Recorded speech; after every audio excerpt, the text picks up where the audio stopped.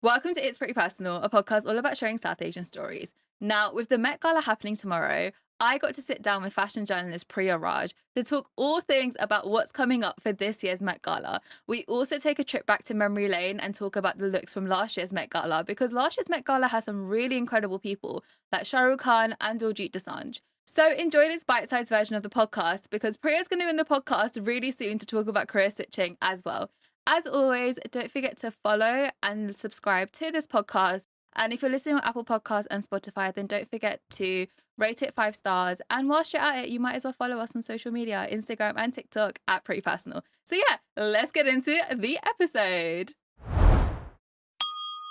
I was also going to say, because you're a fashion journalist and the Met Gala is coming up. This is literally my Super Bowl. I'm so excited. Are you the sort of person that is like up until like midnight? Like, yes. I have my ritual, so I like to watch. There's a documentary about the Met Gala. I like to watch that before, just to like psych me up a bit. And I'm constantly, because some tidbits come out of, you know, who's the designer for who. But no, that is literally like my Super Bowl. One day I know I'll be there. I'm just waiting for that moment, but I'll be on the red carpet. You heard it here first. I'm going to be on that red carpet. I will know who Shah Rukh Khan is, because can we just say that was like, whoa. Yeah. That was like one of those like, oh, like, yeah, we can talk about that. Yeah. But for people who don't know what the Met Gala is, do you want to explain what it is? I can. So it is, in essence, a fundraising event for the Metropolitan Museum of Art in New York. It's been going on for a very, very long time. It's chaired by Anna Wintour, who's was the in chief of Vogue. Now I think she's like the CCO of Condé Nast, so that's the company that owns Vogue. And she's been the chair of it since like the 1990s, so that's why it's super closely linked to her. For anyone who doesn't know who Anna Wintour is, she's the lady with a bob and sunglasses and a big necklace. That's her look. So yeah, it is in essence a fundraising event for the Metropolitan Museum of Art. Tickets are very expensive. They start at $75,000 a ticket. I always wonder if the celebrities pay to go or if they get invited and just like arty people have to pay the tickets. I don't really know, but anyway. Yeah, as of 2025, the tickets were $75,000, and I think a table was $325,000, which is just insane. But it's all for charity. That's what we're told. So this year's theme is costume art, which is quite exciting.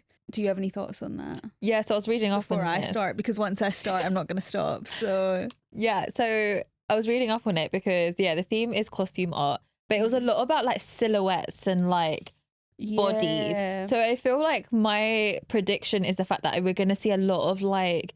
So do you remember like Tyler Sandress, like back in the literally the first thing I thought of? Yeah, that's literally what I feel like a lot of the dresses will be like. Do you think she like had the theme mixed up and she got the theme too early? Because I feel like that actually would have been insane. Yeah, this year. Yeah, or even like Kim Kardashian's like the one with the droplets kind of thing. Yes. I think that would have been so good for this theme as well. I think it was her Mugler one. Yeah. Yeah. I totally agree with you. I think we're going to see a lot of silhouettes. Like, I think we're going to see a lot of skin. Something sculptural. So, like, I really hope we'll see something from Gaurav Gupta, who's an insane Indian designer. He did an outfit for Kiara Advani last year. She was pregnant, so she had the breastplate, which was just... And I think we're going to see a lot of those as well. So, like... Yeah, like skin, corsets, really like playing with the silhouette of the body. Yeah, I think it's going to be a really beautiful theme. I cannot wait. I'm so excited. But I know like last year's Met Gala was controversial. Yeah, controversial. There's stuff happened. I feel like last year's Met Gala was also like the first time that I think as South Asians we kind of saw people who we grew up with and the people that we kind of like listened to or watch on that stage. I'm literally smiling thinking about Shah Rukh Khan and Diljit Dosanjh. Yeah, and I feel like, for example, seeing Shah Rukh Khan on the Met Gala, I was like, oh my god, it's like my worlds are colliding. No, literally, he just has like a royal energy about him.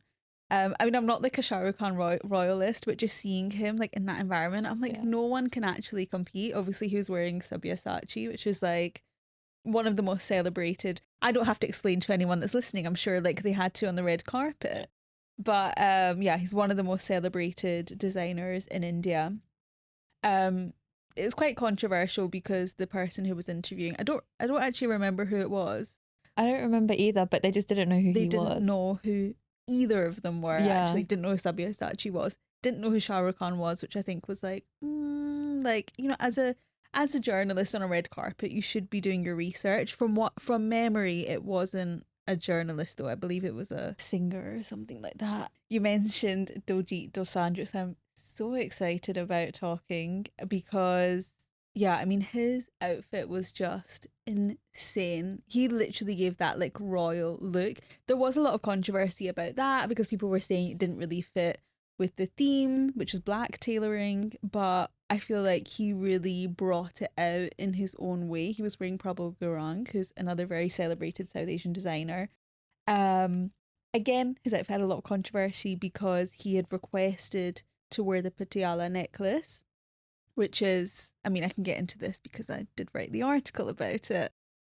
He didn't get to wear it because it was in London in the V&A, but I really love that he, especially on a global stage, like being a man who wears a turban and like really owning that. Like he could have gone so many other directions.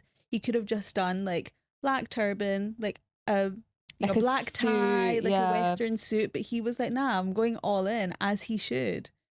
I just love Diljit Dosanjh. He seems like such a nice guy. Yeah, yeah. I feel like I've grown up watching Diljit Dosanjh like Punjabi movies and then like his music. And I think what I love about him is that he's such a celebration of Punjabi culture and this level of being so proud to be Punjabi and putting Punjabi people on the map. Not just He literally wore a map of Punjab on his back. yeah. And I think like even for like the diaspora and like people that are born in the West, like seeing that, I feel like last year when I say worlds collide, I feel like last year I really felt like the worlds collided when like people that we grew up seeing and watching and idolizing with Shah Rukh Khan and then people's music who we listened to with Diljit Dosanjh and also Kiara Advani was there. Like there's almost like this transition to like New York and the West, and it's almost like for me it very much was like, oh my god, this is really cool. But I think for me, seeing Diljit come out in the outfit he did with the bug, with the kirpan, with the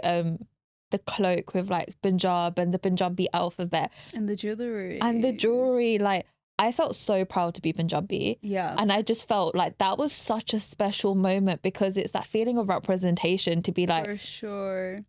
And I think also what's really important to say from the perspective of being a journalist, there are a lot of people that walk the red carpet that we don't ever see. Like Kiara Advani, she looked beautiful. She really didn't get that much press coverage because a lot of it comes down to who the photographers know. With Diljit Dosanjh, whether people knew who he was or not, he made such a statement. He even said that he entered behind Shakira. And actually, like, he still got a good amount of coverage considering he was on the same carpet as a lot of very famous, notable people, especially in the US. Not to say that he isn't, but you know, in this realm of art and fashion, probably not as much. But yeah, I mentioned the jewellery, so I do want to come back. Yeah, go for it. So, I mean, I'm very passionate about jewellery and it's one of the big things that I cover in my career. And it's actually one of the first things that I wrote about.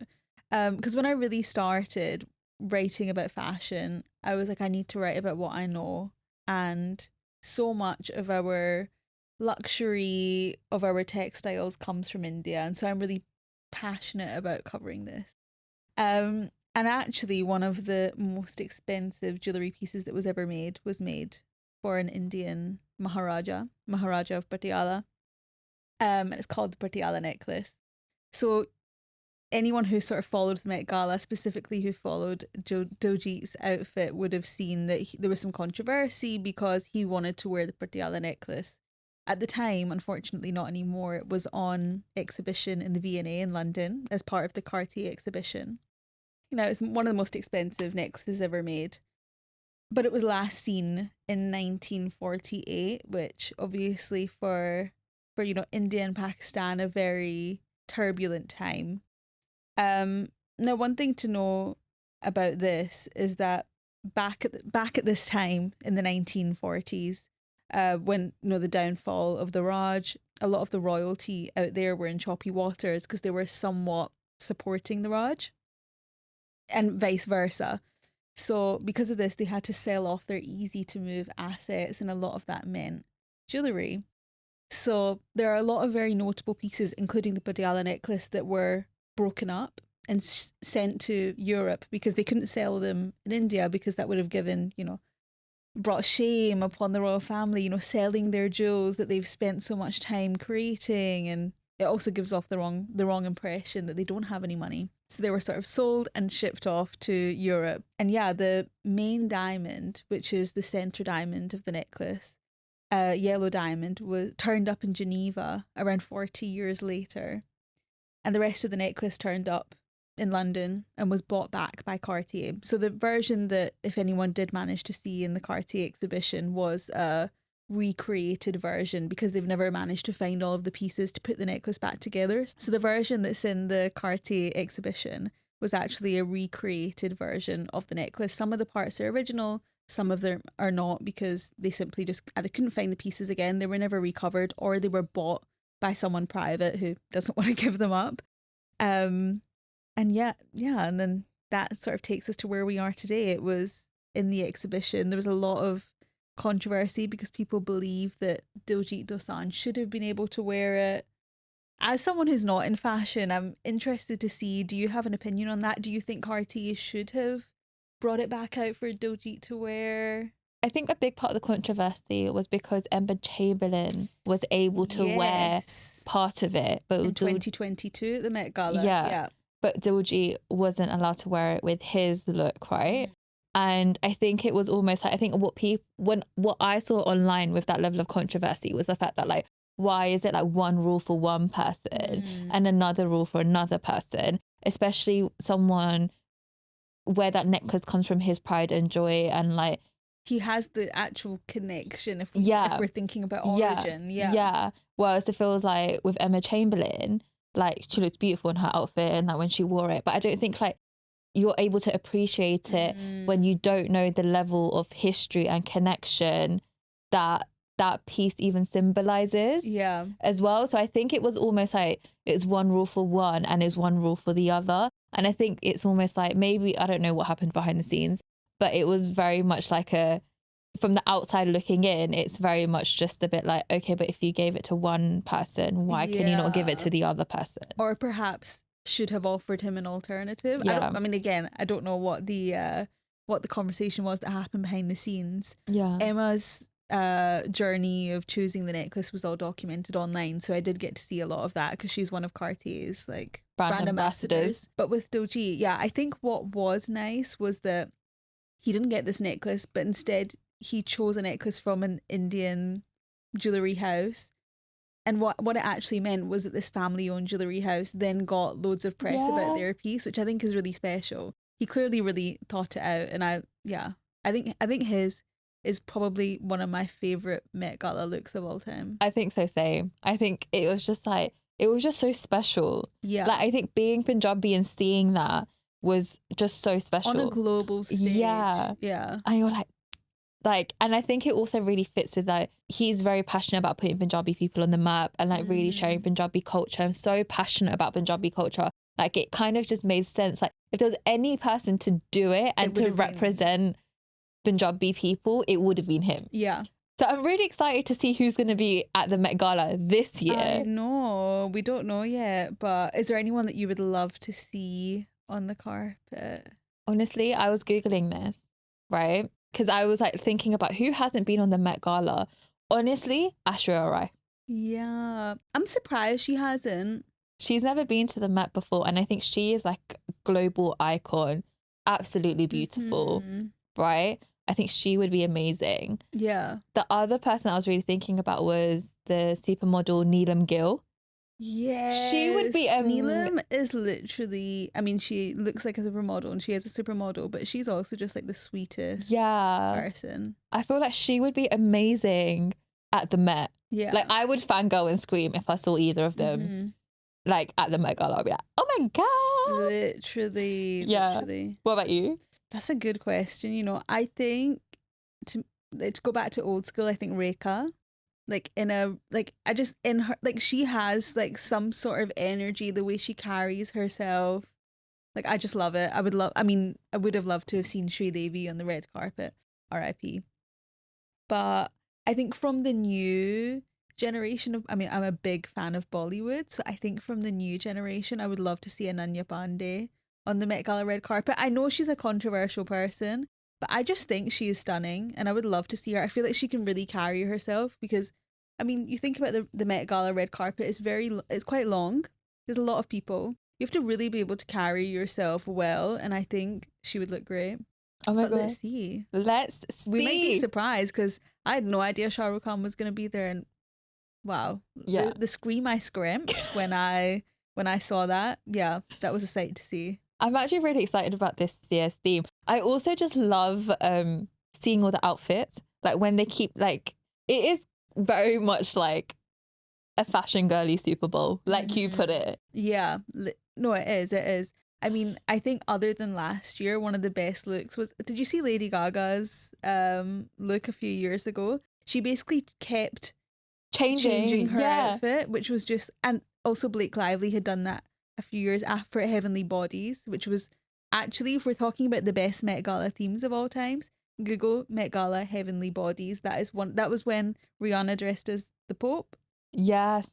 It was one of the best themes, but I think this year might top it because it is really going back to like the self and the body and like the human form. Yeah. And I can't wait to see it. And I just love people's artistic interpretations of it as well. Exactly. It's like the one time where I feel like on the Met Gala red carpet, the designer that creates the outfit gets just as much recognition as the person wearing it, which unfortunately, when it comes to fashion, isn't always the case. Usually like, okay, yeah, they're wearing this designer. Okay, let's put that to the side. Who's wearing it? But when it comes to the Met Gala, I like that a lot of designers will go on the carpet with the celebrity that's wearing their design and really get the chance to speak about it. So yeah, I love it. Literally my Super Bowl. Honestly, I can't wait. I can't wait for all the looks to come out. But I want to say, Priya, thank you so much for coming on the podcast. I feel like we can chat for ages. Yeah. Maybe I'll be back. Part 2. Yeah. Part 2.